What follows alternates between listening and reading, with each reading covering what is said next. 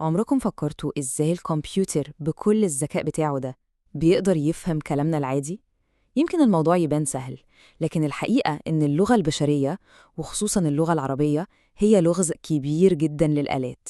في الكام دقيقة الجاية هنكتشف مع بعض ليه بالظبط الكمبيوتر بيتلخبط وبيلاقي صعوبة في فهم لغتنا. فالسؤال الأساسي هو ليه الأجهزة دي بالذكاء اللي وصلت له بتواجه صعوبة في فهم حاجة طبيعية وبديهية جدا بالنسبة لنا زي الكلام؟ هو ده اللغز اللي هنحاول نفك شفرته سوا النهاردة. طيب تعالوا نبدأ بمثال بسيط جداً كلنا بنعمله. تخيلوا إنكم بتعملوا بحث وكتبتوا أقرب مطعم فاتح. بالنسبة لنا الطلب واضح ومباشر، بس بالنسبة للكمبيوتر الموضوع مش مجرد كلمات محطوطة جنب بعضها. هو لازم يفهم إن مطعم ده مكان، وإن فاتح دي حالة للمكان ده مش مجرد صفة وخلاص. النقلة دي من مجرد كلمات للمعنى هي أول تحدي حقيقي بيقابله. أول مشكلة كبيرة بتقابل الكمبيوتر هي إننا كبشر ببساطة مش بنكتب نفس الحاجة بنفس الطريقة كل مرة. نفس الفكرة ممكن تتكتب بأكتر من شكل، وده بيعمل لخبطة رهيبة للآلة اللي بتتعامل مع كل شكل على إنه حاجة جديدة ومختلفة تماماً. بصوا على المثال ده عشان الصورة توضح أكتر. كلمة زي إن شاء الله، إحنا كبشر بنشوفها وبنفهم معناها فوراً، مش مهم اتكتبت إزاي. إن شاء الله مفصولة أو إن شاء الله بهمزة أو حتى إن شاء الله من غير مسافات، إحنا فاهمين. لكن الكمبيوتر لأ، هو بيشوفهم 3 كلمات مختلفة تماماً ملهاش أي علاقة ببعض، حرفياً 3 سلاسل من الحروف المنفصلة اللي مش بتربطهم أي حاجة. والحل للمشكلة دي ليه اسم تقني وهو توحيد النص أو بالإنجليزي normalization. ودي عملية بنعلم فيها الكمبيوتر إنه يرجع كل الأشكال المختلفة دي لنفس الأصل، وبالتالي يفهم إن ليهم نفس المعنى. بكده بنوحد طريقة فهمه للكلمة مهما اختلف شكلها المكتوب. تمام، ننتقل بقى للتحدي التاني، وده ليه علاقة بطبيعة اللغة العربية نفسها. اللغة العربية فيها حاجة اسمها الغموض، يعني جملة واحدة ممكن يكون ليها أكتر من تفسير وكلهم صح من الناحية اللغوية البحتة، وده طبعا بيحط الكمبيوتر في حيرة كبيرة. خلينا نشوف الجملة دي كمثال. ضرب الولد الكلب بالعصا. جملة بسيطة وواضحة صح؟ يمكن لينا لكن بالنسبة للكمبيوتر الموضوع مش بالبساطة دي خالص. أول سؤال هيسأله الكمبيوتر لنفسه، مين اللي كان ماسك العصاية؟ هل هو الولد اللي استخدمها كأداة عشان يضرب الكلب؟ ده طبعا التفسير المنطقي والأكثر احتمالاً واللي احنا كلنا فهمناه على طول. لكن لو بصينا على تركيب الجملة وقواعد اللغة بس، في احتمال تاني حتى لو كان غريب قوي بالنسبة لنا. هل ممكن الكلب هو اللي كان ماسك العصاية وقت ما الولد ضربه؟ لغوياً الجملة تسمح بالمعنى ده، وهنا الكمبيوتر بيقف محتار بين الاحتمالين دول.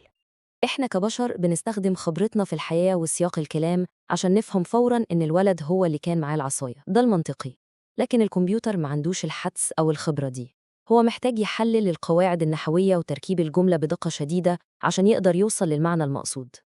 والظاهرة دي اسمها العلمي هو الغموض أو ambiguity، وهي واحدة من أكبر التحديات في مجال فهم اللغات الطبيعية، لأنها بتجبرنا نعلم الآلة إزاي تختار التفسير الأصح بين كذا تفسير ممكن من الناحية النظرية.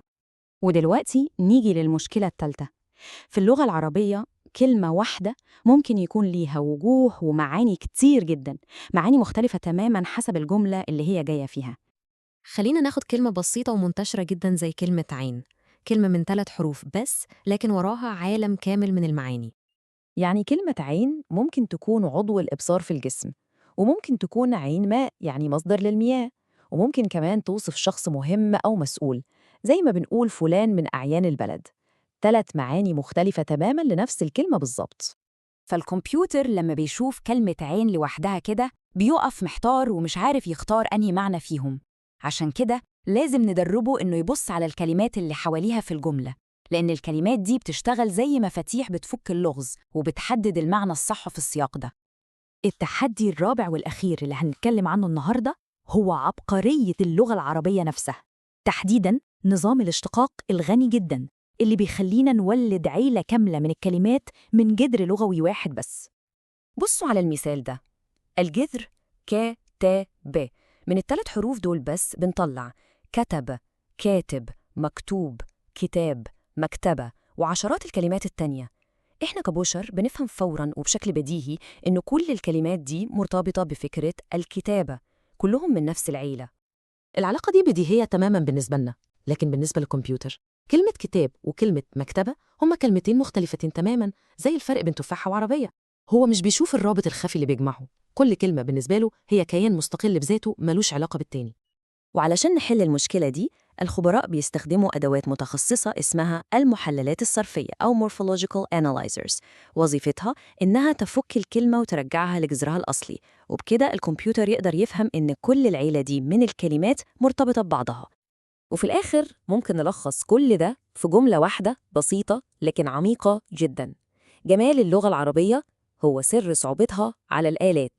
كل التفاصيل المعقدة والجميلة دي، من تعدد أشكال الكتابة للغموض لكلمة واحدة بمعاني كتير وللاشتقاق العبقري، كل ده هو بالظبط اللي بيخلي اللغة العربية تحدي هائل للكمبيوتر.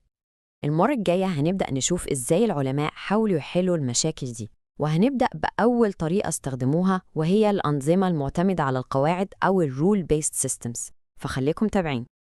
لكن لحد ما نتقابل تاني، أحب أسيبكم مع سؤال للتفكير: إيه أكتر مثال تاني في اللغة سواء العربية أو غيرها حسيته ممكن يكون صعب جداً على الكمبيوتر إنه يفهمه؟ شاركونا أفكاركم.